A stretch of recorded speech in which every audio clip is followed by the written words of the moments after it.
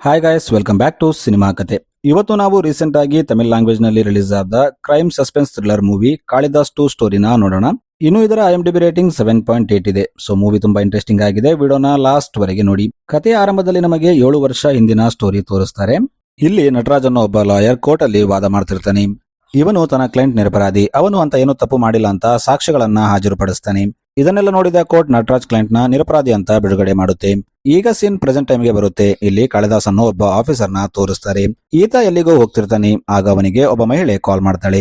ಈಕೆ ಕಾಳಿದಾಸ್ಗೆ, ಸರ್ ಯಾರೋ ನಮ್ಮ ಮೇಲೆ ಅಟ್ಯಾಕ್ ಮಾಡ್ತಿದ್ದಾರೆ, ಅವರು ನಮ್ಮನ್ನ ಸಾಯಿಸ್ಬಿಡ್ತಾರೆ, ಬೇಗ ಇಲ್ಲಿ ಬನ್ನಿ ಅಂತ ಹೇಳ್ತಾಳೆ. ಇದನ್ನು ಕೇಳಿ ಕಾಳಿದಾಸ್ ತಕ್ಷಣ ಆ ಕಡೆ ಹೋಗ್ತಾನೆ. ಈತ ಇಲ್ಲಿ ಬಂದು ನೋಡಿದಾಗ ಕೆಲವು ರೌಡಿಗಳು ಅಲ್ಲಿರ್ತಾರೆ. ಕಾಳಿದಾಸ್ ಅವರನ್ನೆಲ್ಲ ಹೊಡೆದು ಅಲ್ಲಿಂದ ಓಡಿಸ್ತಾನೆ. ಈತ ಒಳಗೆ ಹೋಗಿ ನೋಡಿದಾಗ ಅವರು ಆಲ್ರೆಡಿ ಆ ಮಹಿಳೆಯನ್ನ ಸಾಯಿಸಿರ್ತಾರೆ. ಇದನ್ನ ನೋಡಿ ಕಾಳಿದಾಸ್ಗೆ ತುಂಬಾ ಬೇಜಾರಾಗುತ್ತೆ. ಯಾಕಂದ್ರೆ ಅವನು ಇಷ್ಟು ಕಷ್ಟಪಟ್ಟರು ಆಕೆನ ಕಾಪಾಡೋಕೆ ಆಗಿರಲ್ಲ. ಈಗ ಸೀನ್ ಇಲ್ಲಿಗೆ ಕಟ್ಟಾಗಿ ಒಂದು ಅಪಾರ್ಟ್ಮೆಂಟ್ ನ ತೋರಿಸ್ತಾರೆ. ಇಲ್ಲಿ ಗೋಕುಲ್ ಅನ್ನೋ ಒಬ್ಬ ವ್ಯಕ್ತಿಯ ಫ್ಯಾಮಿಲಿ ಇರುತ್ತೆ. ಗೋಕುಲ್ ತನ್ನ ಹೆಂಡತಿ ಮತ್ತು ಮಗಳು ಮಿತ್ರ ಜೊತೆ ಇಲ್ಲಿರ್ತಾನೆ. ಇನ್ನು ಗೋಕುಲ್ ಫ್ಲಾಟ್ ಅಪೋಸಿಟ್ ಇನ್ನೊಂದು ಫ್ಲಾಟ್ ಇರುತ್ತೆ. ಇದರಲ್ಲಿ ಸ್ಟೀವನ್ ಅನ್ನೋ ವ್ಯಕ್ತಿ ಇರ್ತಾನೆ. ಈತ ಯಾವಾಗ್ಲೂ ಗೋಕುಲ್ ಫ್ಯಾಮಿಲಿನೇ ನೋಡ್ತಿರ್ತಾನೆ. ಈಗ ಒಂದು ದಿನ ಸ್ಟೀವನ್ ತನ್ನ ನಾಯಿ ಜೊತೆ ಗಾರ್ಡನ್ ಅಲ್ಲಿದ್ದಾಗ ಅಲ್ಲಿ ಗೋಕುಲ್ ಮಗಳು ಬರ್ತಾಳೆ. ಈಕೆ ಕೂಡ ಒಂದು ನಾಯಿನ ತಂದಿರ್ತಾಳೆ. ಈಕೆಗೆ ನಾಯಿಗಳಂದ್ರೆ ತುಂಬಾ ಇಷ್ಟ ಇರುತ್ತೆ. ಅದಕ್ಕೆ ಆಕೆ ಸ್ಟೀವನ್ ಹತ್ರ ಇದ್ದ ನಾಯಿನ ನೋಡಕ್ಕೆ ಹೋಗ್ತಿರ್ತಾಳೆ. ಆಗ ಸ್ಟೀವನ್ ಬೇಕಂತ ತನ್ನ ನಾಯಿನ ತಗೊಂಡು ಲಿಫ್ಟ್ ಒಳಗೆ ಹೋಗ್ತಾನೆ. ಇವನು ಲಿಫ್ಟ್ ಒಳಗೆ ಹೋಗಿ ಅದರ ಡೋರ್ ಅನ್ನ ಲಾಕ್ ಮಾಡಲ್ಲ. ಏಕೆಂದ್ರೆ ಅವನು ಗೋಕುಲ್ ಮಗಳಿಗಾಗಿ ಕಾಯ್ತಿರ್ತಾನೆ. ಗೋಕುಲ್ ಮಗಳು ಕೂಡ ಆ ನಾಯಿನ ನೋಡಿ ಅದನ್ನ ಫಾಲೋ ಮಾಡ್ಕೊಂಡು ಲಿಫ್ಟ್ ಒಳಗೆ ಹೋಗ್ತಿರ್ತಾಳೆ. ಅದೇ ಟೈಮಲ್ಲಿ ಗೋಕುಲ್ ಬಂದು ತನ್ನ ಮಗಳನ್ನ ಅಲ್ಲಿಂದ ಕರ್ಕೊಂಡು ಹೋಗ್ತಾನೆ. ಗೋಕುಲ್ನ ನೋಡಿ ಸ್ಟೀವನ್ ಕೂಡ ಅಲ್ಲಿಂದ ಹೋಗ್ಬಿಡ್ತಾನೆ. ಇನ್ನು ಈಗ ಸೀನ್ ಅದೇ ಅಪಾರ್ಟ್ಮೆಂಟ್ ನಲ್ಲಿದ್ದ ಒಬ್ಬ ಲೇಡಿ ಸೆಕ್ರೆಟರಿ ಕಡೆ ಶಿಫ್ಟ್ ಆಗುತ್ತೆ. ಈಕೆಯಲ್ಲಿ ನ್ಯೂ ಇಯರ್ ಪಾರ್ಟಿಗಾಗಿ ಡ್ಯಾನ್ಸ್ ಪ್ರಾಕ್ಟೀಸ್ ಮಾಡ್ತಿರ್ತಾಳೆ. ಏಕೆಂದ್ರೆ ಈಕೆ ಈ ಅಪಾರ್ಟ್ಮೆಂಟ್ ನ ಸೆಕ್ರೆಟರಿ ಆಗಿರ್ತಾಳೆ. ಅದಕ್ಕೆ ಎಲ್ಲಾ ಕಲ್ಚರಲ್ ಆಕ್ಟಿವಿಟಿಗಳನ್ನ ಈಕೆನೆ ಹ್ಯಾಂಡಲ್ ಮಾಡ್ತಿರ್ತಾಳೆ. ಇನ್ನು ಈಕೆಗೆ ಒಬ್ಬ ಮಗಳಿರ್ತಾಳೆ. ಈಕೆ ತನ್ನ ಗಂಡನಿಂದ ಡೈವರ್ಸ್ ತಗೊಂಡ್ಮೇಲೆ ಇದೇ ಅಪಾರ್ಟ್ಮೆಂಟ್ ನಲ್ಲಿ ಬಂದು ಸೆಟ್ಲ್ ಆಗಿರ್ತಾಳೆ. ಇನ್ನೊಂದು ಕಡೆ ಸ್ಟೀಫನ್ಗೆ ಒಂದು ಕಾಲ್ ಬರುತ್ತೆ. ಅವನು ತಕ್ಷಣ ನಾನು ಅಲ್ಲಿಗೆ ಬರ್ತೀನಿ ಅಂತ ಹೋಗ್ತಾನೆ. ಇವನು ಅಲ್ಲಿಂದ ಸೀದಾ ಕೋರ್ಟ್ಗೆ ಬರ್ತಾನೆ. ಇಲ್ಲಿ ನಮಗೆ ಸ್ಟೀವನ್ ಒಬ್ಬ ಲಾಯರ್ ಅಂತ ಗೊತ್ತಾಗುತ್ತೆ. ಇನ್ನು ಸ್ವಲ್ಪ ಹೊತ್ತಾದ್ಮೇಲೆ ಕಾಳಿದಾಸ್ ಕೂಡ ಇಲ್ಲಿಗೆ ಬಂದಿರ್ತಾನೆ. ಯಾಕಂದ್ರೆ ಇವೊಂದು ಕೇಸ್ ಇರುತ್ತೆ. ಇಲ್ಲಿ ಕಾಳಿದಾಸ್ ಮತ್ತು ಅವನ ಕಾನ್ಸ್ಟೇಬಲ್ ಪಾಂಡ್ಯನ್ ಅನ್ನೋ ಒಬ್ಬ ವ್ಯಕ್ತಿನ ನೋಡ್ತಾರೆ. ಕಾಳಿದಾಸ್ ಆ ವ್ಯಕ್ತಿನ ನೋಡಿ ಈತ ಇಲ್ಲಿದ್ದಾನಂದ್ರೆ ಈತ ಇಲ್ಲಿ ಏನೋ ಮಾಡ್ತಾನೆ ಅಂತ ಹೇಳ್ತಾನೆ. ಏಕೆಂದ್ರೆ ಪಾಂಡ್ಯನ್ ಒಬ್ಬ ರೌಡಿ ಆಗಿರ್ತಾನೆ. ಇನ್ನೊಂದು ಕಡೆ ಸ್ಟೀಫನ್ ಒಬ್ಬ ವ್ಯಕ್ತಿನ ಫಾಲೋ ಮಾಡ್ತಿರ್ತಾನೆ. ಆ ವ್ಯಕ್ತಿ ಅಲ್ಲಿಂದ ಜನ ಇಲ್ಲದ ಪ್ರದೇಶಕ್ಕೆ ಬಂದಾಗ ಪಾಂಡ್ಯನ್ ಬಂದು ಆ ವ್ಯಕ್ತಿನ ಕಿಡ್ನಾಪ್ ಮಾಡ್ತಾನೆ. ರಾತ್ರಿ ಆದಾಗ ಸ್ಟೀಫನ್ ತನ್ನ ಕಾರ್ ತಗೊಂಡು ಒಂದು ಅಜ್ಞಾತ ಪ್ರದೇಶಕ್ಕೆ ಬರ್ತಾನೆ. ಇವನು ಇಲ್ಲಿ ಬಂದಾಗ ಅವನ ಕಾರ್ ಡಿಕ್ಕಿಯಲ್ಲಿ ಪಾಂಡ್ಯನ್ ಕಿಡ್ನಾಪ್ ಮಾಡಿದ ಅದೇ ವ್ಯಕ್ತಿ ಇರ್ತಾನೆ. ಇಲ್ಲಿ ಸ್ಟೀಫನ್ ಆ ವ್ಯಕ್ತಿಗೆ ತುಂಬಾ ಹೊಡಿತಾನೆ. ಆ ವ್ಯಕ್ತಿ ಕೂಡ ತುಂಬಾ ಸ್ಟ್ರಾಂಗ್ ಆಗಿರ್ತಾನೆ. ಆತ ಕೂಡ ಸ್ಟೀಫನ್ ನ ಹೊಡಿತಾನೆ. ಆದ್ರೆ ಸ್ಟೀಫನ್ ಫೈನಲಿ ಆ ವ್ಯಕ್ತಿನ ಕೊಂದ್ಬಿಡ್ತಾನೆ. ಇನ್ನು ಬೆಳಗ್ಗೆ ಆದಾಗ ಕಾಳಿದಾಸ್ಗೆ ಇಲ್ಲಿ ಒಂದು ಮರ್ಡರ್ ಆಗಿದೆ ಅಂತ ಗೊತ್ತಾಗುತ್ತೆ. ಈಗ ಕಾಳಿದಾಸ್ ತನ್ನ ಟೀಮ್ ಜೊತೆ ಅಲ್ಲಿಗೆ ಬರ್ತಾನೆ. ಈತ ಇಲ್ಲಿ ಇನ್ವೆಸ್ಟಿಗೇಷನ್ ಮಾಡ್ತಿದ್ದಾಗ ಕಾಳಿದಾಸ್ಗೆ ಸ್ಟೀಫನ್ ಕಾಲ್ ಮಾಡ್ತಾನೆ. ಯಾಕಂದ್ರೆ ಕಾಳಿದಾಸ್ ಮತ್ತು ಅವನ ವೈಫ್ ಡೈವರ್ಸ್ ಆಗ್ತಿರುತ್ತೆ. ಅದಕ್ಕೆ ಕಾಳಿದಾಸ್ ವೈಫ್ ಕಡೆಯಿಂದ ಸ್ಟೀಫನ್ ಕೇಸ್ ವಾದ ಮಾಡ್ತಿರ್ತಾನೆ. ಅವನು ಕಾಳಿದಾಸ್ಗೆ, ಸರ್ ನೀವು ಡೈವರ್ಸ್ ಕೇಸ್ ವಿಷಯದಲ್ಲಿ ಕೆಲವು ಪೇಪರ್ ಮೇಲೆ ಸೈನ್ ಮಾಡಬೇಕು ಅಂತ ಕೇಳ್ತಾನೆ. ಆಗ ಕಾಳಿದಾಸ್ ಅವನಿಗೆ ಒಂದು ಅಡ್ರೆಸ್ ಕೊಟ್ಟು ಇಲ್ಲಿಗೆ ಬಂದ್ಬಿಡು, ನಾನು ಸೈನ್ ಮಾಡ್ತೀನಿ ಅಂತ ಹೇಳ್ತಾನೆ. ಇಲ್ಲಿ ನಮಗೆ ಇನ್ನೊಂದು ವಿಷಯ ಗೊತ್ತಾಗುತ್ತೆ. ಆಕ್ಚುಲಿ ಸ್ಟೀಫನ್ ನಟರಾಜ್ ಅಸಿಸ್ಟೆಂಟ್ ಆಗಿರ್ತಾನೆ. ಇನ್ನು ಕಾಳಿದಾಸ್ ಆ ಬಾಡಿ ತಗೊಂಡು ಮಾರ್ಜರಿ ರೂಮ್ ಅಲ್ಲಿದ್ದಾಗ ಅಲ್ಲಿ ಸ್ಟೀಫನ್ ಬರ್ತಾನೆ. ಈತ ಕಾಳಿದಾಸ್ ನಿಂದ ಕೆಲವು ಪೇಪರ್ಸ್ ಮೇಲೆ ಸೈನ್ ತಗೋತಾನೆ. ಆಕ್ಚುಲಿ ಸ್ಟೀಫನ್ ತಾನೇನಾದ್ರೂ ಕ್ಲೂ ಬಿಟ್ಟಿದ್ದಾನ ಅಂತ ನೋಡೋಕೆ ಬಂದಿರ್ತಾನೆ. ಇನ್ನು ಕಾಳಿದಾಸ್ ಹೊರಗೆ ಬಂದಾಗ ಅವನು ಆ ಸತ್ತ ವ್ಯಕ್ತಿಯ ಗ್ಯಾಂಗ್ ಮೆಂಬರ್ಸ್ಗೆ ಬೈತಾನೆ. ಒಬ್ಬ ವ್ಯಕ್ತಿನ ಕೋರ್ಟ್ ಇಂದ ಕಿಡ್ನಾಪ್ ಮಾಡಿ ಯಾರೋ ಅವನನ್ನ ಕೊಂದಿದ್ದಾರೆ, ನೀವು ಏನ್ ಮಾಡ್ತಿದ್ರಿ ಅಂತ ಬೈತಾನೆ. ಈಗ ಸ್ಟೀಫನ್ ಅಲ್ಲಿಂದ ತನ್ನ ಅಪಾರ್ಟ್ಮೆಂಟ್ ಗೆ ಬರ್ತಾನೆ. ಇವನು ಲಿಫ್ಟ್ ಅಲ್ಲಿದ್ದಾಗ ಅಲ್ಲಿ ಪ್ರಸನ್ನ ಅನ್ನೋ ಒಬ್ಬ ಡಾಕ್ಟರ್ ಇರ್ತಾನೆ. ಈತ ತುಂಬಾ ಅಗ್ರೆಸಿವ್ ಆಗಿರ್ತಾನೆ. ತಮ್ಮ ಎಂಪ್ಲಾಯೀಸ್ ನ ತಪ್ಪಿರ್ಲಿ ಬಿಡ್ಲಿ ಅವರನ್ನ ಯಾವಾಗ್ಲೂ ಬೈತಿರ್ತಾನೆ. ಇನ್ನು ಈಗ 31st ನೈಟ್ ಇರುತ್ತೆ. ಇಲ್ಲಿ ಅಪಾರ್ಟ್ಮೆಂಟ್ ನವರೆಲ್ಲ ತುಂಬಾ ಎಂಜಾಯ್ ಮಾಡ್ತಿರ್ತಾರೆ. ಆದ್ರೆ ಸ್ಟೀಫನ್ ಮಾತ್ರ ಅದೇ ಹುಡುಗಿನ ಅಬ್ಸರ್ವ್ ಮಾಡ್ತಿರ್ತಾನೆ. ಈಗ ಸ್ಟೀಫನ್ ಹತ್ರ ನಾಯಿ ಇದ್ದಿದ್ದರಿಂದ ಮಿತ್ರ ಅವನ ಹಿಂದೆ ಹೋಗ್ತಾಳೆ. ಆಕೆ ಅವನ ಹಿಂದೆ ಹೋಗ್ತಾ ಅವನ ಫ್ಲಾಟ್ ಒಳಗೆ ಹೋಗ್ತಾಳೆ. ಇನ್ನು ಸ್ವಲ್ಪ ಹೊತ್ತಾದ್ಮೇಲೆ ಮಿತ್ರ ತಾಯಿಗೆ ಮಿತ್ರ ಎಲ್ಲಿ ಕಾಣದಿದ್ದಾಗ ಆಕೆ ಎಲ್ಲ ಕಡೆ ಆಕೆನ ಹುಡುಕ್ತಿರ್ತಾಳೆ. ಆದ್ರೆ ತುಂಬಾ ಹೊತ್ತು ಹುಡುಕಿದರೂ ಮಿತ್ರ ಇವರಿಗೆ ಸಿಗ್ತಿರಲ್ಲ. ಆಗ ಅಪಾರ್ಟ್ಮೆಂಟ್ ನವರೆಲ್ಲ ಸೇರಿ ಆಕೆನ ಹುಡುಕ್ತಿರ್ತಾರೆ. ಇಲ್ಲಿ ಸೆಕ್ರೆಟರಿ ತುಂಬಾ ಹೊತ್ತು ಮಿತ್ರ ಸಿಗದಿದ್ದಾಗ ಪೊಲೀಸರಿಗೆ ಕಾಲ್ ಮಾಡಿ ಕರೀತಾಳೆ. ಆಗ ಇಲ್ಲಿ ಕಾಳಿದಾಸ್ ಬರ್ತಾನೆ. ಈಗ ಮೊದಲು ಕಾಳಿದಾಸ್ ಗೋಕುಲ್ ಮತ್ತು ಅವನ ಹೆಂಡತಿ ಜೊತೆ ಮಾತಾಡ್ತಾನೆ. ನಿಮ್ಮ ಮಗಳು ಸಿಗ್ತಾಳೆ, ನೀವು ಟೆನ್ಷನ್ ತಗೋಬೇಡಿ, ಇಲ್ಲೇ ಎಲ್ಲಾದ್ರೂ ಆಟ ಆಡ್ತಾ ಮಲ್ಕೊಂಡಿರ್ಬೋದು ಅಂತ ಹೇಳ್ತಾನೆ. ಈಗ ಕಾಳಿದಾಸ್ ತನ್ನ ಒಬ್ಬ ಕಾನ್ಸ್ಟೇಬಲ್ಗೆ ಈ ಅಪಾರ್ಟ್ಮೆಂಟ್ ನ CCTV ಕ್ಯಾಮೆರಾ ಚೆಕ್ ಮಾಡುವಂತೆ ಹೇಳ್ತಾನೆ. ಇನ್ನು ಬೇರೆ ಕಾನ್ಸ್ಟೇಬಲ್ಗೆ ನೀವು ಪ್ರತಿಯೊಬ್ಬರ ಮನೆಗೆ ಹೋಗಿ ಅಲ್ಲಿ ಗೋಕುಲ್ ಮಗಳು ಬಂದಿದ್ದಾಳ ಅಂತ ಚೆಕ್ ಮಾಡಿ ಅಂತ ಹೇಳ್ತಾನೆ. ಇವರು ಈಗ ಎಲ್ಲಾ ಆಂಗಲ್ ನಲ್ಲಿ ಆಕೆನ ಹುಡುಕ್ತಿರ್ತಾರೆ. ತುಂಬಾ ಹೊತ್ತು ಹುಡುಕಿದರೂ ಆಕೆ ಇವರಿಗೆ ಎಲ್ಲೂ ಸಿಗಲ್ಲ. ಈಗ ಕಾನ್ಸ್ಟೇಬಲ್ಸ್ ಎಲ್ಲರ ಮನೆಗೆ ಹೋಗಿ ಚೆಕ್ ಮಾಡ್ತಾರೆ. ಅದೇ ಪ್ರೊಸೆಸ್ ನಲ್ಲಿ ಇವರು ಈಗ ಸ್ಟೀಫನ್ ಫ್ಲಾಟ್ ಗೆ ಬರ್ತಾರೆ. ಇಲ್ಲಿ ಕಾನ್ಸ್ಟೇಬಲ್ ಸ್ಟೀಫನ್ ನೋಡಿ ಅವನನ್ನ ಗುರುತಿಸ್ತಾನೆ. ನೀವೇನಿಲ್ಲಿ ಮಾಡ್ತಿದ್ದೀರಾ ಅಂತ ಕೇಳ್ತಾನೆ. ಆಗ ಸ್ಟೀಫನ್, ಇಲ್ಲೇ ನಾನು ಇರೋದು, ಇದೇ ನನ್ನ ಫ್ಲಾಟ್ ಅಂತ ಹೇಳ್ತಾನೆ. ಹೀಗೆ ಆತ ಸ್ವಲ್ಪ ಹೊತ್ತು ಸ್ಟೀಫನ್ ಜೊತೆ ಮಾತಾಡಿದ ಮೇಲೆ ಅಲ್ಲಿಂದ ಹೋಗ್ಬಿಡ್ತಾನೆ. ಈಗ ಕಾಳಿದಾಸ್ ಗೋಕುಲ್ ಫ್ಲಾಟ್ ಗೆ ಬರ್ತಾನೆ. ಇಲ್ಲಿ ಅದೇ ಡಾಕ್ಟರ್ ಪ್ರಸನ್ನ ಇರ್ತಾನೆ. ಈತ ಕಾಳಿದಾಸ್ಗೆ ತುಂಬಾ ಬೈತಾನೆ ಮತ್ತು ನೀವು ಸಣ್ಣ ಹುಡುಗಿನ ಕಂಡುಹಿಡಿಯಕ್ಕೆ ಆಗ್ಲಿಲ್ಲ, ನಾನು DSP ಹತ್ರ ಮಾತಾಡ್ತೀನಿ ಅಂತ ಹೇಳ್ತಾನೆ. ಆದ್ರೆ ಕಾಳಿದಾಸ್ ಪ್ರಸನ್ನ ಮಾತನ್ನ ಅಷ್ಟೇನು ಸೀರಿಯಸ್ ಆಗಿ ತಗೊಳ್ಳಲ್ಲ. ಅವನು ಸೆಕ್ರೆಟರಿಗೆ ಇಲ್ಲಿರೋ ಮಕ್ಕಳ ಜೊತೆ ನಾನು ಮಾತಾಡಬೇಕು ಅಂತ ಹೇಳ್ತಾನೆ. ಈಗ ಸೀನ್ ವೈಷ್ಣವಿಯನ್ನು ACP ಕಡೆ ಶಿಫ್ಟ್ ಆಗುತ್ತೆ. ಈಕೆ ಸೀನಿಯರ್ ಆಫೀಸರ್ ಈಕೆಗೆ ಕಾಲ್ ಮಾಡಿ ಮಿತ್ರ ಕೇಸ್ ಬಗ್ಗೆ ಹೇಳ್ತಾನೆ ಮತ್ತು ಆಲ್ರೆಡಿ ಅಲ್ಲಿ ಕಾಳಿದಾಸ್ ಇದ್ದಾನೆ, ನೀನೋಗಿ ಅವನನ್ನ ಜಾಯ್ನ್ ಆಗಿ ನೀವಿಬ್ಬರು ಸೇರಿ ಆ ಕೇಸ್ ನ ಸಾಲ್ವ್ ಮಾಡಿ ಅಂತ ಹೇಳ್ತಾನೆ. ಈಗ ವೈಷ್ಣವಿ ಆಯ್ತು ಅಂತ ಹೇಳಿ ಆ ಅಪಾರ್ಟ್ಮೆಂಟ್ ಗೆ ಬರ್ತಾಳೆ. ಇನ್ನೊಂದು ಕಡೆ ಕಾಳಿದಾಸ್ ಆ ಅಪಾರ್ಟ್ಮೆಂಟ್ ನಲ್ಲಿದ್ದ ಎಲ್ಲ ಮಕ್ಕಳನ್ನ ಒಂದು ಕಡೆ ಸೇರಿಸಿ ಅವರಿಗೆ ಮಿತ್ರ ಬಗ್ಗೆ ಕೇಳ್ತಿರ್ತಾನೆ. ಅದೇ ಟೈಮಲ್ಲಿ ಅಲ್ಲಿ ವೈಷ್ಣವಿ ಬರ್ತಾಳೆ. ಈಕೆ ಬಂದು ಕಾಳಿದಾಸ್ನ ತುಂಬಾ ಬೈತಾಳೆ. ಈಗ ರಾತ್ರಿ 12 ಗಂಟೆ ಆಗಿದೆ, ಇಂಥ ಟೈಮಲ್ಲಿ ನೀನು ಮಕ್ಕಳನ್ನ ಎಬ್ಬಿಸಿ ಅವರನ್ನ ಎನ್ಕ್ವೈರಿ ಮಾಡ್ತಿದ್ಯಾ, ಮೊದಲು ಅವರನ್ನ ಇಲ್ಲಿಂದ ಕಳಿಸ್ಬಿಡು ಅಂತ ಹೇಳ್ತಾಳೆ. ಈಗ ಕಾಳಿದಾಸ್ ವೈಷ್ಣವಿಗೆ ಆ ಕೇಸ್ ಬಗ್ಗೆ ಎಲ್ಲ ಡೀಟೇಲ್ಸ್ ಕೊಡ್ತಾನೆ. ಆಗ ಆಕೆ ಕಾಳಿದಾಸ್ಗೆ ಮತ್ತೆ ಬೈತಾಳೆ, ನಿನ್ನತ್ರ ಜಾಸ್ತಿ ಟೀಮ್ ಇಲ್ಲ, ಬರೀ 3 ಜನ ಕಾನ್ಸ್ಟೇಬಲ್ ನ ತಗೊಂಡು ನೀನು ಸರ್ಚ್ ಮಾಡ್ತಿದ್ಯಾ, ನೀನು ಇನ್ನು ಸ್ವಲ್ಪ ಫೋರ್ಸ್ ನ ಇಲ್ಲಿ ಕರಿ ಅಂತ ಹೇಳ್ತಾಳೆ. ಇದನ್ನ ಕೇಳಿ ಕಾಳಿದಾಸ್, ಹಾಗಲ್ಲ ಮೇಡಮ್, ಇವತ್ತು 31st ನೈಟ್, ಬೇರೆ ಕಾನ್ಸ್ಟೇಬಲ್ಸ್ ಎಲ್ಲ ಡ್ಯೂಟಿ ಮೇಲಿದ್ದಾರೆ ಅಂತ ಹೇಳ್ತಾನೆ.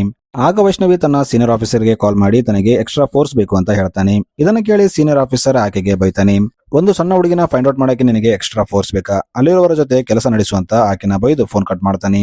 ಈಗ ವೈಷ್ಣವಿ ಅಲ್ಲಿರೋ ಪೊಲೀಸರ ಜೊತೆ ಅಪಾರ್ಟ್ಮೆಂಟ್ ನ ಪ್ರತಿಯೊಂದು ಮೂಲೆನ ಸರ್ಚ್ ಮಾಡ್ತಾಳೆ ಮತ್ತು ತನಗೆ ವಾಲಂಟಿಯರ್ ಆಗಿ ಹೆಲ್ಪ್ ಮಾಡೋಕೆ ಅಪಾರ್ಟ್ಮೆಂಟ್ ನ ಕೆಲವು ವ್ಯಕ್ತಿಗಳನ್ನ ಕರೀತಾಳೆ. ಈಗ ಇವರೆಲ್ಲ ಸೇರಿ ಅಪಾರ್ಟ್ಮೆಂಟ್ ನ ಪ್ರತಿಯೊಂದು ಮೂಲೆಯನ್ನ ಸರ್ಚ್ ಮಾಡ್ತಾರೆ. ಇದೇ ಟೈಮಲ್ಲಿ ಇವರಿಗೆ ಒಂದು ಕಡೆ ಒಂದು ನಾಯಿ ಸತ್ತು ಬಿದ್ದಿರೋದು ಕಾಣುತ್ತೆ ಮತ್ತು ಆ ನಾಯಿ ಕೊರಳಲ್ಲಿ ಮಿತ್ರ ಕೈಯಲ್ಲಿದ್ದ ಒಂದು ಬ್ಯಾಂಡ್ ಇರುತ್ತೆ. ಇದನ್ನ ನೋಡಿ ವೈಷ್ಣವಿ ಅಲ್ಲಿದ್ದವರಿಗೆ, ಈ ನಾಯಿ ಯಾರ್ದು ಅಂತ ಕಂಡುಹಿಡಿರಿ, ಅವರಿಗೆ ಮಿತ್ರ ಎಲ್ಲಿದ್ದಾಳೆ ಅಂತ ಗೊತ್ತಿರಬಹುದು ಅಂತ ಹೇಳ್ತಾಳೆ. ಈಗ ಕಾಳಿದಾಸ್ ಅಲ್ಲಿದ್ದ ಒಬ್ಬ ಸೆಕ್ಯೂರಿಟಿ ಗಾರ್ಡ್ ನ ಕರೆದು ಈ ನಾಯಿ ಯಾರ್ದು ಅಂತ ಗೊತ್ತಿದೇನಾ ಅಂತ ಕೇಳ್ತಾನೆ. ಆಗ ಆತ, ಸರ್ ನನಗೆ ಗೊತ್ತಿಲ್ಲ, ಆದ್ರೆ ಇಲ್ಲಿ ಒಬ್ಬ ವ್ಯಕ್ತಿ ಇದ್ದಾನೆ, ಅವನ ಹತ್ರ ನಾಯಿ ಇದೆ ಮತ್ತು ಯಾವ ನಾಯಿ ಯಾರ ಹತ್ರ ಇದೆ ಅಂತ ಅವನಿಗೆ ಎಲ್ಲ ಗೊತ್ತು ಅಂತ ಹೇಳ್ತಾನೆ. ಈಗ ಕಾಳಿದಾಸ್ ಸೆಕ್ಯೂರಿಟಿ ಗಾರ್ಡ್ ಹೇಳಿದ ವ್ಯಕ್ತಿಯ ಮನೆಗೆ ಹೋಗ್ತಾನೆ. ಈತ ಇಲ್ಲಿ ಬಂದು ಕೇಳಿದಾಗ ಆತ, ಅಂತ ನಾಯಿನ ನಾನು ಒಂದು ಮನೆಯಲ್ಲಿ ನೋಡಿದೆ ಅಂತ ಹೇಳ್ತಾನೆ ಮತ್ತು ಕಾಳಿದಾಸ್ಗೆ ಆ ಮನೆನ ತೋರಿಸ್ತಾನೆ. ಇವರು ಇಲ್ಲಿ ಬಂದು ನೋಡಿದಾಗ ಆ ಮನೆ ಲಾಕ್ ಆಗಿರುತ್ತೆ. ಆದ್ರೆ ಕಾಳಿದಾಸ್ ಇಲ್ಲಿ ಒಂದು ವಿಷಯ ಗಮನಿಸ್ತಾನೆ, ಈ ಮನೆ ಲಾಕ್ ಇದ್ರೂ ಒಳಗಿಂದ ಏನೋ ಸೌಂಡ್ ಬರ್ತಿರುತ್ತೆ. ಆಗ ಕಾಳಿದಾಸ್ ಈ ಮನೆ ಡೋರ್ ನ ಮುರಿದು ಒಳಗೆ ಹೋಗ್ತಾನೆ. ಕಾಳಿದಾಸ್ ಒಳಗೆ ಬಂದು ನೋಡಿದಾಗ ಇಲ್ಲಿ ತುಂಬಾ ಜನ ಹುಡುಗ ಮತ್ತು ಹುಡುಗಿಯರಿರ್ತಾರೆ. ಇವರು ಗಾಂಜಾ ಕುಡಿತ ನಶೆ ಮಾಡ್ತಿರ್ತಾರೆ. ಇನ್ನು ಕಾಳಿದಾಸ್ಗೆ ಇವರ ರೂಮ್ ಅಲ್ಲಿ ಅದೇ ತರದ ಒಂದು ನಾಯಿ ಸಿಗುತ್ತೆ. ಇನ್ನೊಂದು ಕಡೆ ಒಬ್ಬ ಕಾನ್ಸ್ಟೇಬಲ್ CCTV ಕ್ಯಾಮೆರಾ ಚೆಕ್ ಮಾಡ್ತಿರ್ತಾನೆ. ಅವನಿಗೆ ಆಗ ಸ್ಟೀಫನ್ ಕೈಯಲ್ಲಿ ಕೂಡ ಇಂಥದೇ ನಾಯಿ ಇದೆ ಅಂತ ಗೊತ್ತಾಗುತ್ತೆ. ಅವನು ಕಾಳಿದಾಸ್ಗೆ, ಸರ್ ಇಂಥ ನಾಯಿ ಸ್ಟೀಫನ್ ಹತ್ರ ಕೂಡ ಇದೆ ಅಂತ ಹೇಳ್ತಾನೆ.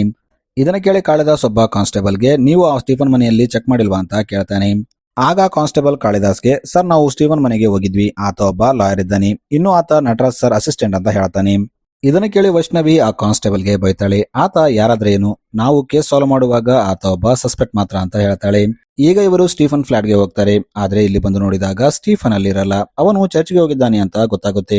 ಈಗ ವೈಷ್ಣವಿ ಮತ್ತು ಕಾಳಿದಾಸ್ ಚರ್ಚ್ಗೆ ಹೋಗ್ತಾರೆ. ಇವರು ಇಲ್ಲಿ ಬಂದು ನೋಡಿದಾಗ ಕುಮಾರ್ ಅನ್ನೋ ಇನ್ನೊಬ್ಬ ಆಫೀಸರ್ ಸ್ಟೀಫನ್ ನ ಕರ್ಕೊಂಡು ಹೋಗ್ತಿರ್ತಾನೆ. ಆಗ ಕಾಳಿದಾಸ್ ಕುಮಾರ್ ಅನ್ನೋ ಆಫೀಸರ್ ಹತ್ರ ಹೋಗಿ ನಮಗೆ ಸ್ಟೀಫನ್ ಬೇಕು ಅಂತ ಹೇಳ್ತಾನೆ. ಆದ್ರೆ ಕುಮಾರ್ ಅವರಿಗೆ ಸ್ಟೀಫನ್ ನ ಕೊಡಲ್ಲ. ಇವರು ಬೇರೆ ಒಂದು ಕೇಸಲ್ಲಿ ಸ್ಟೀಫನ್ ನ ಕರ್ಕೊಂಡು ಹೋಗ್ತಿರ್ತಾರೆ. ಆಗ ವೈಷ್ಣವಿ ತನ್ನ ಸೀನಿಯರ್ ಆಫೀಸರ್ಗೆ ಕಾಲ್ ಮಾಡಿ ಕುಮಾರ್ಗೆ ಕೊಡ್ತಾಳೆ. ಸೀನಿಯರ್ ಆಫೀಸರ್ ಕುಮಾರ್ಗೆ, ನೀನು ಸ್ಟೀಫನ್ ನ ವೈಷ್ಣವಿಗೆ ಕೊಟ್ಬಿಡು ಅಂತ ಹೇಳ್ತಾನೆ. ಈಗ ವೈಷ್ಣವಿ ಸ್ಟೀಫನ್ ನ ಕರ್ಕೊಂಡು ಬಂದು ಅವನನ್ನ ಎನ್ಕ್ವೈರಿ ಮಾಡ್ತಾಳೆ. ಆದ್ರೆ ಸ್ಟೀಫನ್ ಮಾತ್ರ ಏನು ಮಾತಾಡದೆ ಸುಮ್ಮನೆ ಕೂತಿರ್ತಾನೆ. ಇವರು ಎನ್ಕ್ವೈರಿ ಮಾಡ್ತಿದ್ದಾಗ ಆ ಅಪಾರ್ಟ್ಮೆಂಟ್ ನ ಸೆಕ್ರೆಟರಿ ಇವರನ್ನ ಹೊರಗೆ ಕರೀತಾಳೆ ಮತ್ತು ಅಲ್ಲಿ ಬಂದು ನೋಡಿ ಅಂತ ಹೇಳ್ತಾಳೆ. ಈಗ ಇವರು ತಕ್ಷಣ ಅಲ್ಲಿಗೆ ಹೋಗ್ತಾರೆ. ಇಲ್ಲಿ ಬಂದು ನೋಡಿದಾಗ ಅಲ್ಲಿನ ದೃಶ್ಯ ನೋಡಿ ಇವರು ಶಾಕ್ ಆಗ್ತಾರೆ. ಯಾಕಂದ್ರೆ ಇಲ್ಲಿ ಒಂದು ಸೂಟ್ ಕೇಸ್ ನಲ್ಲಿ ಇವರಿಗೆ ಮಿತ್ರ ಡೆಡ್ ಬಾಡಿ ಸಿಗುತ್ತೆ. ಇದನ್ನ ನೋಡಿ ಗೋಕುಲ್ ಮತ್ತು ಅವನ ಹೆಂಡತಿ ತುಂಬಾ ಅಳ್ತಾರೆ. ಇನ್ನೊಂದು ಕಡೆ ಸ್ಟೀಫನ್ ಹತ್ರ ಮಿತ್ರ ಡಾಲ್ ಇರುತ್ತೆ, ಅವನು ಅದನ್ನ ದೂರ ಒಗಿತಾನೆ. ಈಗ ಇವರು ಮತ್ತೆ ಸ್ಟೀಫನ್ ಹತ್ರ ಬಂದು ಅವನನ್ನ ಹೊಡೆದು ಎನ್ಕ್ವೈರಿ ಮಾಡ್ತಿರ್ತಾರೆ. ಅದೇ ಟೈಮಲ್ಲಿ ಇಲ್ಲಿ ಆ ನಟರಾಜ್ ಬರ್ತಾನೆ. ಈತ ವೈಷ್ಣವಿಗೆ ಮಿತ್ರ ಕೊಲೆಗೂ ನಮ್ಮ ಅಸಿಸ್ಟೆಂಟ್ಗೂ ಏನು ಸಂಬಂಧ ಇಲ್ಲ ಅಂತ ಹೇಳ್ತಾನೆ. ಆಗ ವೈಷ್ಣವಿ, ಸರ್ ಈ ಕೇಸಲ್ಲಿ ಸ್ಟೀಫನ್ ಪ್ರೈಮ್ ಸಸ್ಪೆಕ್ಟ್ ಅಂತ ಹೇಳ್ತಾಳೆ. ಅದಕ್ಕೆ ನಟರಾಜ್, ನಿಮಗೆ ಸ್ಟೀಫನ್ ವಿರುದ್ಧ ಯಾವ್ದಾದ್ರು ಎವಿಡೆನ್ಸ್ ಸಿಕ್ಕಿದನ ಅಂತ ಕೇಳ್ತಾನೆ. ಆದ್ರೆ ಅವ್ರ ಹತ್ರ ಯಾವ ಎವಿಡೆನ್ಸ್ ಇರಲ್ಲ, ಬರೀ ಡೌಟ್ ಮೇಲೆ ಅವರು ಸ್ಟೀಫನ್ ನ ಅರೆಸ್ಟ್ ಮಾಡಿರ್ತಾರೆ. ಆಗ ನಟರಾಜ್ ಅವರಿಗೆ, ಬರೀ ಡೌಟ್ ಮೇಲೆ ನೀವು ಹೇಗೆ ಇವನನ್ನ ಪ್ರೈಮ್ ಸಸ್ಪೆಕ್ಟ್ ಅಂತ ಕರಿತೀರಾ ಅಂತ ಹೇಳ್ತಾನೆ. ಇಲ್ಲಿ ನಮಗೆ ಇನ್ನೊಂದು ವಿಷಯ ಗೊತ್ತಾಗುತ್ತೆ. ಆಕ್ಚುಲಿ 7 ವರ್ಷಗಳ ಹಿಂದೆ ನಟರಾಜ್ ವಾದ ಮಾಡಿದ ಕೇಸ್ ಇದೇ ಸ್ಟೀಫನ್ ಆಗಿರುತ್ತೆ. ಸ್ಟೀಫನ್ ಮೇಲೆ ಒಂದು ಸಣ್ಣ ಹುಡುಗಿಯ ಬಲಾತ್ಕಾರದ ಕೇಸ್ ಇರುತ್ತೆ. ಆದ್ರೆ ನಟರಾಜ್ ಅವನ ಪರವಾಗಿ ವಾದ ಮಾಡಿ ಅವನನ್ನ ಕಾಪಾಡಿರ್ತಾನೆ. ಆಮೇಲೆ ಸ್ಟೀಫನ್ LLB ಕಂಪ್ಲೀಟ್ ಮಾಡಿ ನಟರಾಜ್ ಕೆಳಗೆ ಅಸಿಸ್ಟೆಂಟ್ ಆಗಿ ಕೆಲಸಕ್ಕೆ ಸೇರ್ಕೋತಾನೆ. ಆಗ ವೈಷ್ಣವಿ ನಟರಾಜ್ಗೆ, ಮೊದಲು ಕೂಡ ಒಂದು ಬಲಾತ್ಕಾರದ ಕೇಸ್ ಇವನ ಮೇಲಿತ್ತು ಅಂತ ಹೇಳ್ತಾಳೆ. ಇದನ್ನ ಕೇಳಿ ನಟರಾಜ್, ಆ ಕೇಸ್ ಬಗ್ಗೆ ಬಿಟ್ಬಿಡಿ, ಯಾಕಂದ್ರೆ ಆ ಕೇಸಲ್ಲಿ ಆತ ನಿರಪರಾಧಿ ಅಂತ ಸಾಬೀತಾಗಿದೆ, ನೀವು ಸದ್ಯ ಈ ಕೇಸ್ ಬಗ್ಗೆ ಮಾತಾಡಿ ಅಂತ ಹೇಳ್ತಾನೆ. ಈಗ ನಟರಾಜ್ ಸ್ಟೀಫನ್ ನ ಬಿಡಿಸ್ಕೊಂಡು ಅಲ್ಲಿಂದ ಕರ್ಕೊಂಡು ಹೋಗ್ಬಿಡ್ತಾನೆ. ಇನ್ನು ಮಾರನೇ ದಿನ ವೈಷ್ಣವಿ SI ಕುಮಾರ್ ನ ಕರೆದು, ನೀವು ಸ್ಟೀಫನ್ ನ ಫಾಲೋ ಮಾಡಿ ಅಂತ ಹೇಳ್ತಾಳೆ. ಇನ್ನು ಕಾಳಿದಾಸ್ ಇಲ್ಲಿಗೆ ಬರ್ತಾನೆ. ಈತ ಮಿತ್ರ ಪೋಸ್ಟ್ ಮಾರ್ಟಮ್ ರಿಪೋರ್ಟ್ ತಗೊಂಡು ಬಂದಿರ್ತಾನೆ. ರಿಪೋರ್ಟ್ ನಲ್ಲಿ ಯಾವ ಅಸಾಲ್ಟ್ ಬಗ್ಗೆ ಇರೋಲ್ಲ, ಆಕೆ ತಲೆಗೆ ಬಲವಾಗಿ ಗಾಯ ಆಗಿದ್ದರಿಂದ ಆಕೆ ತೀರ್ಕೊಂಡಿದ್ದಾಳೆ ಅಂತ ಬರೆದಿರುತ್ತೆ. ಇದನ್ನ ನೋಡಿ ಕಾಳಿದಾಸ್ ವೈಷ್ಣವಿಗೆ, ಮೇಡಮ್ ಈಗಲೂ ನನಗೆ ಸ್ಟೀಫನ್ ಮೇಲೆ ಯಾವ ಡೌಟ್ ಇಲ್ಲ ಅಂತ ಹೇಳ್ತಾನೆ. ಆದ್ರೆ ವೈಷ್ಣವಿ ಮಾತ್ರ ಸ್ಟೀಫನ್ ಮೇಲೆನೆ ಡೌಟ್ ಪಡ್ತಿರ್ತಾಳೆ. ಇವರಿಬ್ಬರು ಈಗ ಸೀನಿಯರ್ ಆಫೀಸರ್ ಹತ್ರ ಹೋಗ್ತಾರೆ. ಸೀನಿಯರ್ ಆಫೀಸರ್ ಕೂಡ ವೈಷ್ಣವಿಗೆ ನೀನು ಸ್ಟೀಫನ್ ಮೇಲಿಂದ ಫೋಕಸ್ ನ ಡೈವರ್ಟ್ ಮಾಡಿ ಈ ಕೇಸ್ ಬಗ್ಗೆ ಫೋಕಸ್ ಮಾಡು ಅಂತ ಹೇಳ್ತಾನೆ. ಇದನ್ನ ಕೇಳಿ ವೈಷ್ಣವಿಗೆ ಕೋಪ ಬರುತ್ತೆ. ಆಕೆ ಹೊರಗೆ ಬಂದು ಕಾಳಿದಾಸ್ಗೆ ನೀವೆಲ್ಲ ಯಾಕೆ ಸ್ಟೀಫನ್ ನ ಕಾಪಾಡೋಕೆ ಇಷ್ಟೊಂದು ಪ್ರಯತ್ನ ಪಡ್ತಿದ್ದೀರಾ ಅಂತ ಹೇಳ್ತಾಳೆ. ಇದನ್ನ ಕೇಳಿ ಕಾಳಿದಾಸ್ ಮೇಡಮ್ ನಾವು ಯಾರು ಅವನನ್ನ ಕಾಪಾಡ್ತಿಲ್ಲ, ನಾವು ಜಸ್ಟ್ ಪ್ರೊಸೀಜರ್ ನ ಫಾಲೋ ಮಾಡ್ತಿದೀವಿ ಅಂತ ಹೇಳ್ತಾನೆ. ಇವರು ಇಲ್ಲಿ ಮಾತಾಡ್ತಿದ್ದಾಗ ಆ ಅಪಾರ್ಟ್ಮೆಂಟ್ ನ ಸೆಕ್ರೆಟರಿ ಇಲ್ಲಿಗೆ ಬರ್ತಾಳೆ. ಈಕೆ ಕಾಳಿದಾಸ್ ಮತ್ತು ವೈಷ್ಣವಿಗೆ ಏನು ಹೇಳ್ಬೇಕಂತ ಬಂದಿರ್ತಾಳೆ. ಅದೇ ಟೈಮಲ್ಲಿ ಆಕೆಗೆ ಒಂದು ಕಾಲ್ ಬರುತ್ತೆ. ಆಕೆ ಸೈಡ್ಗೆ ಹೋಗಿ ಮಾತಾಡ್ತಾಳೆ. ಈಕೆ ಕಾಲ್ ಕಟ್ ಮಾಡಿದ ಮೇಲೆ ಕಾಳಿದಾಸ್ ಆಕೆಗೆ ಏನಾಯ್ತು ಮೇಡಮ್, ನಿಮಗೇನಾದ್ರೂ ಪ್ರಾಬ್ಲಮ್ ಇದೆನಾ ಅಂತ ಕೇಳ್ತಾನೆ. ಆಗ ಆಕೆ ಇಲ್ಲ ಸರ್, ನನಗೊಬ್ಬ ಮಗಳಿದ್ದಾಳೆ, ನನಗೆ ಆ ಅಪಾರ್ಟ್ಮೆಂಟ್ ನಲ್ಲಿರೋಕೆ ಭಯ ಆಗ್ತಿದೆ, ಯಾಕಂದ್ರೆ ಸ್ಟೀಫನ್ ಇವಾಗ್ಲೂ ಹೊರಗೆ ತಿರುಗಾಡ್ತಿದ್ದಾನೆ ಅಂತ ಹೇಳ್ತಾಳೆ. ಇದನ್ನ ಕೇಳಿ ವೈಷ್ಣವಿ ಆಕೆಗೆ ಸಮಾಧಾನ ಮಾಡ್ತಾಳೆ ಮತ್ತು ನಾವು ಆದಷ್ಟು ಬೇಗ ಕಲ್ಪ್ರಿಟ್ ನ ಹಿಡಿತೀವಿ ಅಂತ ಹೇಳ್ತಾಳೆ. ಆಗ ಆಕೆ ಕಾಳಿದಾಸ್ಗೆ ಸರ್ ಒಂದು ವಿಷಯ ಹೇಳೋಕೆ ನಾನು ಇಲ್ಲಿಗೆ ಬಂದಿದ್ದೆ. ಅವತ್ತು ನೀವೇ ರಾತ್ರಿ ನನ್ನ ಮಗಳು ಸ್ಟೀಫನ್ ಮತ್ತು ಮಿತ್ರನ ಲಿಫ್ಟ್ ಅಲ್ಲಿ ನೋಡಿದ್ಲು ಅಂತ ಹೇಳ್ತಾಳೆ. ಅದೇ ಟೈಮಲ್ಲಿ ಈಕೆಗೆ ಮತ್ತೆ ಕಾಲ್ ಬರುತ್ತೆ. ಹಾಗೆ ಕಾಲ್ ಅಲ್ಲಿ ಮಾತಾಡ್ತಾ ತುಂಬಾ ಅಳ್ತಾಳೆ. ಏಕೆಂದ್ರೆ ಈಕೆಯ ಮಗಳ ಫ್ರೆಂಡ್ ಸ್ವಿಮ್ಮಿಂಗ್ ಪೂಲ್ ನಲ್ಲಿ ಮುಳುಗಿ ಸತ್ತೋಗಿರ್ತಾಳೆ. ಇದು ಗೊತ್ತಾದಾಗ ಕಾಳಿದಾಸ್ ಮತ್ತು ವೈಷ್ಣವಿ ಆ ಅಪಾರ್ಟ್ಮೆಂಟ್ ಗೆ ಬರ್ತಾರೆ. ಆದ್ರೆ ಅಪಾರ್ಟ್ಮೆಂಟ್ ನವರು ಪೊಲೀಸರನ್ನ ಒಳಗೆ ಕರ್ಕೋತಿರಲ್ಲ. ಇಲ್ಲಿ ಡಾಕ್ಟರ್ ಪ್ರಸನ್ನ ಕಾಳಿದಾಸ್ಗೆ ಬೈತಾನೆ ಮತ್ತು ನಿಮ್ಮಿಂದಾಗಿನೇ ಇನ್ನೊಬ್ಬ ಹುಡುಗಿ ತನ್ನ ಪ್ರಾಣ ಕಳ್ಕೊಂಡಿದ್ದಾಳೆ ಅಂತ ಹೇಳ್ತಾನೆ. ಆಗ ಕಾಳಿದಾಸ್ ಗೋಕುಲ್ನ ಹೊರಗೆ ಕರೆದು ನೀನೇ ಅವರಿಗೆ ತಿಳಿಸಿ ಹೇಳು, ಹೀಗೆ ಅಪೋಸ್ ಮಾಡಿದ್ರೆ ನಾವು ಕೇಸ್ನ ಹೇಗೆ ಸಾಲ್ವ್ ಮಾಡೋಕ್ಕಾಗುತ್ತೆ ಅಂತ ಹೇಳ್ತಾನೆ. ಈ ಕಡೆ ಸೆಕ್ರೆಟರಿ ಒಳಗೆ ಬಂದು ಆ ಹುಡುಗಿ ಬಾಡಿನ ನೋಡಿ ತುಂಬಾ ಅಳ್ತಾಳೆ. ಇನ್ನೊಂದು ಕಡೆ ವೈಷ್ಣವಿ SI ಕುಮಾರ್ಗೆ ಕಾಲ್ ಮಾಡಿ ಈಗ ನೀನು ಎಲ್ಲಿದ್ದೀಯಾ ಅಂತ ಕೇಳ್ತಾಳೆ. ಈತ ಸ್ಟೀವನ್ ನ ಫಾಲೋ ಮಾಡ್ಕೊಂಡು ಒಂದು ಸಿನಿಮಾ ಥಿಯೇಟರ್ಗೆ ಬಂದಿರ್ತಾನೆ. ಸ್ವಲ್ಪ ಹೊತ್ತಾದ್ಮೇಲೆ ಸ್ಟೀವನ್ ಅಲ್ಲಿಂದ ಎದ್ದು ಹೋಗ್ತಾನೆ. ಇದನ್ನ ನೋಡಿ ಕುಮಾರ್ ಕೂಡ ಅವನ ಹಿಂದೆ ಹೋಗ್ತಾನೆ. ಇಲ್ಲಿ ಕುಮಾರ್ ಸ್ಟೀಫನ್ ಯಾಕೆ ಅರ್ಧ ಸಿನಿಮಾದಲ್ಲಿ ಎದ್ದು ಬಂದ ಅಂತ ಯೋಚನೆ ಮಾಡ್ತಾನೆ. ಅದೇ ಟೈಮಲ್ಲಿ ಥಿಯೇಟರ್ ನಲ್ಲಿದ್ದ ಜನ ಹೊರಗೆ ಓಡಿ ಬರ್ತಾರೆ. ಕುಮಾರ್ಗೆ ಏನೋ ಡೌಟ್ ಬರುತ್ತೆ. ಅವನು ಒಳಗೆ ಹೋಗಿ ನೋಡ್ತಾನೆ. ಅವನು ಒಳಗೆ ಹೋಗಿ ನೋಡಿದಾಗ ಅಲ್ಲಿ ಒಂದು ಡೆಡ್ ಬಾಡಿ ಬಿದ್ದಿರುತ್ತೆ. ಇನ್ನೊಂದು ಕಡೆ ಸ್ಟೀಫನ್ ಒಂದು ಬ್ರಿಡ್ಜ್ ಹತ್ರ ಬಂದು ತನ್ನ ಹತ್ರ ಇದ್ದ ವೆಪನ್ ನ ನೀರಲ್ಲಿ ಬಿಸಾಕ್ತಾನೆ. ಈಗ ಕಾಳಿದಾಸ್ ಥಿಯೇಟರ್ಗೆ ಬಂದು ಎನ್ಕ್ವೈರಿ ಮಾಡ್ತಾನೆ. ಆಗ ಕುಮಾರ್ ಅವನಿಗೆ ಸ್ಟೀಫನ್ ಮತ್ತು ಆ ವ್ಯಕ್ತಿ ತುಂಬಾ ದೂರ ಕುಂತಿದ್ರು, ಕೊಲೆ ಮಾಡಿದ ಜಾಗಕ್ಕೂ ಸ್ಟೀಫನ್ ಕುಂತಿದ್ದ ಜಾಗಕ್ಕೂ ತುಂಬಾ ದೂರ ಇದೆ ಅಂತ ಹೇಳ್ತಾನೆ. ಈಗ ವೈಷ್ಣವಿ ತಡ ಮಾಡದೆ ಮತ್ತೆ ಸ್ಟೀಫನ್ ನ ಅರೆಸ್ಟ್ ಮಾಡ್ತಾಳೆ. ಈ ವಿಷಯ ಈಗ ಸೀನಿಯರ್ ಆಫೀಸರ್ಗೆ ಗೊತ್ತಾದಾಗ ಆತ ವೈಷ್ಣವಿಗೆ ತುಂಬಾ ಬೈತಾನೆ. ಆದ್ರೆ ವೈಷ್ಣವಿ ಇಲ್ಲ ಸರ್, ಕೊಲೆಗಾರ ಅವನೇ, ನಾನು ಇದನ್ನ ಸಾಬೀತ್ ಮಾಡ್ತೀನಿ ಅಂತ ಹೇಳ್ತಾಳೆ. ಆದ್ರೆ ಸ್ಟೀಫನ್ ವಿರುದ್ಧ ಇವರ ಹತ್ರ ಯಾವ ಸಾಕ್ಷಿ ಇರಲ್ಲ. ಅದಕ್ಕೆ ಇವರು ಸ್ಟೀಫನ್ ನ ಬಿಟ್ಬಿಡ್ತಾರೆ. ಇನ್ನೂ ರಾತ್ರಿ ಆದಾಗ ಕಾಳಿದಾಸ್ ಮತ್ತು ವೈಷ್ಣವಿ ಒಂದು ಕಡೆ ಟೀ ಕುಡಿತಾ ಕೂತಿರ್ತಾರೆ. ಆಗ ಕಾಳಿದಾಸ್ ವೈಷ್ಣವಿಗೆ ಮೇಡಮ್ ನನಗನ್ಸುತ್ತೆ ಸ್ಟೀಫನ್ ಈ ಕೊಲೆ ಮಾಡಿಲ್ಲ. ಈಗ ನಾವು ಈ ಕೇಸ್ನ ಅವನಿಂದ ಡೈವರ್ಟ್ ಮಾಡಿ ಬೇರೆ ಕಡೆ ಫೋಕಸ್ ಮಾಡಬೇಕು, ಆಗ ನಮಗೆ ಕಿಲ್ಲರ್ ಸಿಗ್ತಾನೆ ಅಂತ ಹೇಳ್ತಾನೆ. ಆಗ ವೈಷ್ಣವಿ 7 ವರ್ಷಗಳ ಹಿಂದೆ ಸ್ಟೀಫನ್ ಒಬ್ಬ ಮೈನರ್ ಹುಡುಗಿನ ಬಲಾತ್ಕಾರ ಮಾಡಿದ್ದ. ಆದ್ರೆ ಅವನ ಸಪೋರ್ಟ್ಗೆ ನಟರಾಜ್ ಇದ್ದಿದ್ದರಿಂದ ಅವನು ಈಸಿಯಾಗಿ ಹೊರಗೆ ಬಂದ. ಇನ್ನು ಅವನಿರೋ ಅಪಾರ್ಟ್ಮೆಂಟ್ ನಲ್ಲಿ ಒಬ್ಬ ಹುಡುಗಿಯ ಕೊಲೆಯಾಗಿದೆ. ತುಂಬಾ ಜನ ಅವನು ಆ ಹುಡುಗಿನ ಫಾಲೋ ಮಾಡೋದನ್ನ ನೋಡಿದ್ದಾರೆ ಅಂತ ಹೇಳ್ತಾಳೆ. ಅದಕ್ಕೆ ಕಾಳಿದಾಸ್ ವೈಷ್ಣವಿಗೆ ಮೇಡಮ್ ನಾನು ಸ್ಟೀಫನ್ 7 ವರ್ಷಗಳ ಹಿಂದೆ ಆ ಹುಡುಗಿನ ಬಲಾತ್ಕಾರ ಮಾಡಿಲ್ಲ ಅಂತ ಸಾಬೀತ್ ಮಾಡ್ತೀನಿ, ಆಗ ನಾವು ಬೇರೆ ಆಂಗಲ್ ಅಲ್ಲಿ ಈ ಕೇಸ್ನ ಇನ್ವೆಸ್ಟಿಗೇಷನ್ ಮಾಡೋಣ ಅಂತ ಹೇಳ್ತಾನೆ. ಈಗ ಮಾರನೇ ದಿನ ಕಾಳಿದಾಸ್ ನಟರಾಜ್ ಹತ್ರ ಹೋಗಿ ಸರ್ ನೀವು 7 ವರ್ಷಗಳ ಹಿಂದೆ ಸ್ಟೀಫನ್ ನ ಒಬ್ಬ ಹುಡುಗಿಯ ಬಲಾತ್ಕಾರದ ಕೇಸಲ್ಲಿ ಕಾಪಾಡಿದ್ರಲ್ಲ, ಆ ಹುಡುಗಿಯ ಡೀಟೇಲ್ಸ್ ನಮಗೆ ಬೇಕಿತ್ತು ಅಂತ ಹೇಳ್ತಾನೆ. ಆ ಹುಡುಗಿ ಮೈನರ್ ಆಗಿದ್ದರಿಂದ ಆಕೆ ಡೀಟೇಲ್ಸ್ ಇವರಿಗೆ ಕೊಡೋ ಹಾಗೆ ಇರಲ್ಲ. ಆದ್ರೂ ನಟರಾಜ್ ಸ್ಟೀಫನ್ ನ ಕಾಪಾಡೋಕೆ ಆ ಹುಡುಗಿ ಡೀಟೇಲ್ಸ್ ನ ಕಾಳಿದಾಸ್ಗೆ ಕೊಡ್ತಾನೆ. ಈಗ ಸ್ವಲ್ಪ ಹೊತ್ತಾದ್ಮೇಲೆ ಕಾಳಿದಾಸ್ ಮತ್ತು ವೈಷ್ಣವಿ ಗೋಕುಲ್ ಮನೆಗೆ ಬರ್ತಾರೆ. ಆಕ್ಚುಲಿ 7 ವರ್ಷಗಳ ಹಿಂದೆ ಸ್ಟೀಫನ್ ನಿರಪರಾಧಿ ಅಂತ ಬಿಡುಗಡೆ ಆಗೋಕೆ ಗೋಕುಲ್ ಹೆಂಡತಿನೇ ಸ್ಟೇಟ್ಮೆಂಟ್ ಕೊಟ್ಟಿರ್ತಾಳೆ. ಇಲ್ಲಿ ಗೋಕುಲ್ ಹೆಂಡತಿ ಕಾಳಿದಾಸ್ಗೆ ತನ್ನ ಮತ್ತು ಸ್ಟೀಫನ್ ನಡುವೆ ಏನು ರಿಲೇಷನ್ ಅಂತ ಹೇಳ್ತಾಳೆ. ಈಗ ಸ್ಟೋರಿ ಫ್ಲಾಶ್ ಬ್ಯಾಕ್ ಗೆ ಹೋಗುತ್ತೆ. ತುಂಬಾ ವರ್ಷಗಳ ಹಿಂದೆ ಗೋಕುಲ್ ಹೆಂಡತಿ ಮತ್ತು ಸ್ಟೀಫನ್ ಒಬ್ಬರನ್ನೊಬ್ಬರು ಲವ್ ಮಾಡ್ತಿರ್ತಾರೆ. ಇವರು ತುಂಬಾ ಖುಷಿಯಾಗಿರ್ತಾರೆ. ಇವರು ಮದುವೆ ಸಹ ಆಗ್ಬೇಕು ಅಂತ ಅನ್ಕೊಂಡಿರ್ತಾರೆ. ಹೀಗಿದ್ದಾಗ ಒಂದು ದಿನ ಗೋಕುಲ್ ಹೆಂಡತಿ ಸ್ಟೀಫನ್ಗೆ ಒಂದು ಗಿಫ್ಟ್ ಕೊಡ್ತಾಳೆ. ಇನ್ನು ಸ್ವಲ್ಪ ಹೊತ್ತಾದ್ಮೇಲೆ ಅಲ್ಲಿದ್ದ ಜನ ಸ್ಟೀಫನ್ ಹೊಡೆದು ಅವನನ್ನ ಪೊಲೀಸ್ ಸ್ಟೇಷನ್ಗೆ ಕರ್ಕೊಂಡು ಹೋಗ್ತಾರೆ. ಇವರು ಸ್ಟೀಫನ್ ಒಬ್ಬ ಹುಡುಗಿನ ಬಲಾತ್ಕಾರ ಮಾಡಿದ್ದಾನೆ ಅಂತ ಹೇಳ್ತಿರ್ತಾರೆ. ಆದ್ರೆ ಗೋಕುಲ್ ಹೆಂಡತಿಗೆ ಸ್ಟೀಫನ್ ಹಾಗೆ ಮಾಡಿಲ್ಲ ಅಂತ ಗೊತ್ತಿರುತ್ತೆ. ಆಕೆ ಹೋಗಿ ಕೋರ್ಟ್ ಅಲ್ಲಿ ಸ್ಟೇಟ್ಮೆಂಟ್ ಕೊಡಬೇಕು ಅಂತ ಇರ್ತಾಳೆ. ಆದ್ರೆ ಆ ಟೈಮಲ್ಲಿ ಆಕೆ ಏಜ್ ಕೂಡ 17 ಇಯರ್ಸ್ ಆಗಿರುತ್ತೆ. ಅದಕ್ಕೆ ಈಕೆ ಪೇರೆಂಟ್ಸ್ ಈಕೆನ ಕೋರ್ಟ್ಗೆ ಹೋಗಲು ಬಿಟ್ಟಿರಲ್ಲ. ಇನ್ನು ಇವರು ಆ ಸಿಟಿನ ಕೂಡ ಚೇಂಜ್ ಮಾಡಿರ್ತಾರೆ. ಇನ್ನು ಸ್ವಲ್ಪ ದಿನ ಆದ್ಮೇಲೆ ಪಾಂಡ್ಯನ್ ಅನ್ನೋ ವ್ಯಕ್ತಿ ಗೋಕುಲ್ ಹೆಂಡತಿನ ಬಂದು ಮೀಟ್ ಆಗ್ತಾನೆ ಮತ್ತು ಆಕೆಗೆ ಸ್ಟೀಫನ್ ಬಗ್ಗೆ ಹೇಳ್ತಾನೆ. ಇದನ್ನ ಕೇಳಿ ಗೋಕುಲ್ ಹೆಂಡತಿಗೆ ತುಂಬಾ ಬೇಜಾರಾಗುತ್ತೆ. ಇನ್ನು ನಟರಾಜ್ ಸಹಾಯದಿಂದ ಈಕೆ ಹೋಗಿ ಕೋರ್ಟಲ್ಲಿ ಸಾಕ್ಷಿ ಹೇಳಿ ಗೋಕುಲ್ನ ಬಿಡಿಸಿರ್ತಾಳೆ. ಪಾಂಡ್ಯನ್ ಹೆಸರು ಕೇಳಿ ಕಾಳಿದಾಸ್ ಶಾಕ್ ಆಗ್ತಾನೆ. ಆ ರೌಡಿ ಆಕೆ ಪಾಂಡ್ಯನ್ಗೆ ಹೆಲ್ಪ್ ಮಾಡಿದ ಅಂತ ಅನ್ಕೋತಾನೆ. ಇನ್ನು ಇಲ್ಲಿ ಗೋಕುಲ್ ಹೆಂಡತಿ ಕಾಳಿದಾಸ್ಗೆ ಸರ್ ನನಗೆ ಸ್ಟೀಫನ್ ಬಗ್ಗೆ ಗೊತ್ತು, ಅವತ್ತು ಕೂಡ ಅವನು ಬಲಾತ್ಕಾರ ಮಾಡಿಲ್ಲ, ಇನ್ನು ಅವನು ನನ್ನ ಮಗಳ ಜೊತೆ ಕೂಡ ಏನು ಮಾಡಿರಲ್ಲ, ಅವನು ನಿರಪರಾಧಿ ಅಂತ ಹೇಳ್ತಾಳೆ. ಈಗ ವೈಷ್ಣವಿ ಮತ್ತು ಕಾಳಿದಾಸ್ ಅಲ್ಲಿಂದ ಪಾಂಡ್ಯನ್ ಹೋಗಿ ಮೀಟ್ ಆಗ್ತಾರೆ. ಇಲ್ಲಿ ಬಂದಾಗ ಪಾಂಡ್ಯನ್ ಇವರಿಗೆ ಇನ್ನೊಂದು ಶಾಕಿಂಗ್ ವಿಷಯ ಹೇಳ್ತಾನೆ. ಈಗ ಸ್ಟೋರಿ ಮತ್ತೆ ಫ್ಲಾಶ್ ಬ್ಯಾಕ್ ಗೆ ಹೋಗುತ್ತೆ. ಇಲ್ಲಿ ನಮಗೆ 3 ವ್ಯಕ್ತಿಗಳನ್ನ ತೋರಿಸ್ತಾರೆ. ಇವರಲ್ಲಿ ಇಬ್ಬರನ್ನ ಸ್ಟೀಫನ್ ಕೊಂದಿರ್ತಾನೆ. ಆಕ್ಚುಲಿ ಈ 3 ವ್ಯಕ್ತಿಗಳು ಒಂದಿನ ಫುಲ್ ಆಗಿ ಕುಡಿದು ಒಂದು ಕಡೆ ನಿಂತು ಸುಸು ಮಾಡ್ತಿರ್ತಾರೆ. ಅದೇ ಟೈಮಲ್ಲಿ ಒಬ್ಬ ಸಣ್ಣ ಹುಡುಗಿ ಅಲ್ಲಿಂದ ಹೋಗ್ತಿರ್ತಾಳೆ. ಇವರು ಆಲ್ರೆಡಿ ನಶೆಯಲ್ಲಿದ್ದರಿಂದ ಆ ಹುಡುಗಿನ ಹಿಡಿದು ಆಕೆ ಜೊತೆ ಬಲಾತ್ಕಾರ ಮಾಡ್ತಾರೆ. ಅದೇ ಟೈಮಲ್ಲಿ ಇನ್ನೊಂದು ಕಡೆ ಗೋಕುಲ್ ಹೆಂಡತಿ ಸ್ಟೀಫನ್ಗೆ ಒಂದು ಗಿಫ್ಟ್ ನ ಕೊಡ್ತಾಳೆ.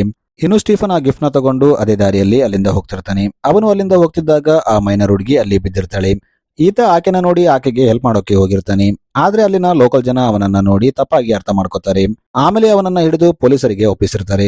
ಇನ್ನು ಈಗ ಸ್ಟೀಫನ್ ಜೈಲಲ್ಲಿದ್ದಾಗ ಅಲ್ಲಿ ಪಾಂಡ್ಯನ್ ಕೂಡ ಇರ್ತಾನೆ. ಇಲ್ಲಿ ಪಾಂಡ್ಯನ್ ಮತ್ತು ಸ್ಟೀಫನ್ ನಡುವೆ ಫ್ರೆಂಡ್ಶಿಪ್ ಆಗುತ್ತೆ.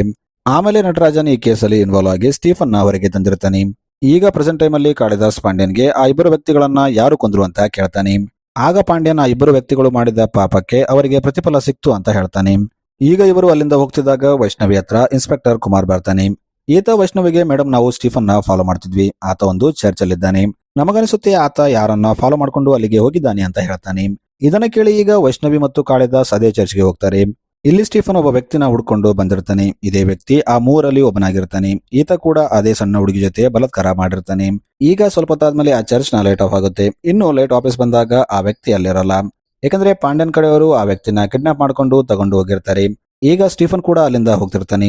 ಆಗ ಕಾಳಿದಾಸ್ ಅವನನ್ನ ತಡಿತಾನೆ. ಆದ್ರೆ ಸ್ಟೀಫನ್ ಕೇಳದೆ ಕಾಳಿದಾಸ್ ಜೊತೆ ಫೈಟ್ ಮಾಡ್ತಾನೆ.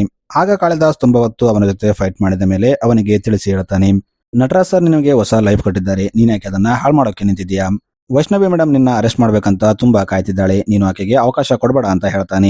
ಇದನ್ನ ಕೇಳಿ ಸ್ಟೀಫನ್ಗೆ ಕಾಳಿದಾಸ್ ಒಳ್ಳೆಯವನಂತ ಅರ್ಥವಾಗುತ್ತೆ. ಆಗ ಅವನು ಅವತ್ತು ರಾತ್ರಿ ಏನ್ ನಡೀತು ಅಂತ ಕಾಳಿದಾಸ್ಗೆ ಹೇಳ್ತಾನೆ.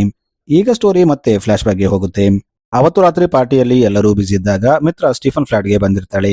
ಇಲ್ಲಿ ಸ್ಟೀಫನ್ ಮಿತ್ರನ ತನ್ನ ಫ್ಲಾಟ್ ಅಲ್ಲಿ ನೋಡಿ ತುಂಬಾ ಖುಷಿ ಆಗ್ತಾನೆ.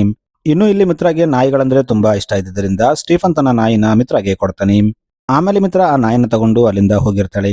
ಆಮೇಲೆ ಆಕೆ ಜೊತೆ ಏನಾಯ್ತು ಅಂತ ಸ್ಟೀಫನ್ಗೆ ಗೊತ್ತಿರಲ್ಲ. ಇನ್ನು ಎಲ್ಲರೂ ಮಿತ್ರನ ಹುಡುಕ್ತಿದ್ದಾಗ ಸ್ಟೀಫನ್ ಕೂಡ ಆಕೆನ ಹುಡುಕ್ತಿರ್ತಾನೆ.